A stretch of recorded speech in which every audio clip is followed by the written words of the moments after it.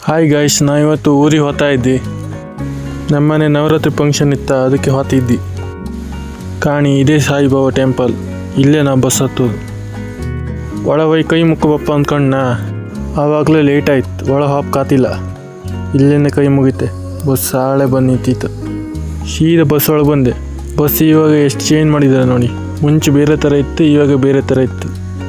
ಒಳ್ಳೆ ಮಾಡಿ ಬಸ್ಸ ಒಳ್ಳೆ ರೀತಿ ಬಂದ್ಕೊಂಡೆ. ಒಳ್ಳೆ ನಿದ್ದೆ ಬಂತು. ಕಣ್ಣು ತೆರ್ಕೊಂಡ್ರೆ ಊರಿಗೆ ಬಂದೆ. ಬಸ್ ಸ್ಟ್ಯಾಂಡಿಗೆ ಇಳ್ದ ಸೀದಾ ಮನೆ ಬಂದು ಫ್ರೆಶ್ ಅಪ್ ಆಗಿ ಇಲ್ಲಿ ಫಂಕ್ಷನ್ ಇತ್ತು, ಇಲ್ಲಿ ಬಂದೆ. ಮಾತಾಡ್ಕೊಂತ ಒಳ ಬಂದರೆ ಪೂಜೆಗೆಲ್ಲ ರೆಡಿ ಆತಿತ್ತು.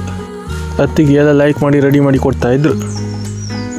ಇವು ರೆಡಿ ಮಾಡ್ತಾ ಇರಲಿ ಅಂದ್ಕೊಂಡು ಸೀದಾ ತೋಟಕ್ಕೆ ಬಂದೆ. ತೋಟ ಕಾಂಬ ಅಂತ ತೋಟ ಎಲ್ಲ ಕಣ್ಕೊಂಡು ಸೀದಾ ಅಲ್ಲಿ ಹೋಪತ್ತಿಗೆ ಪೂಜೆ ಶುರು ಆಯ್ತು.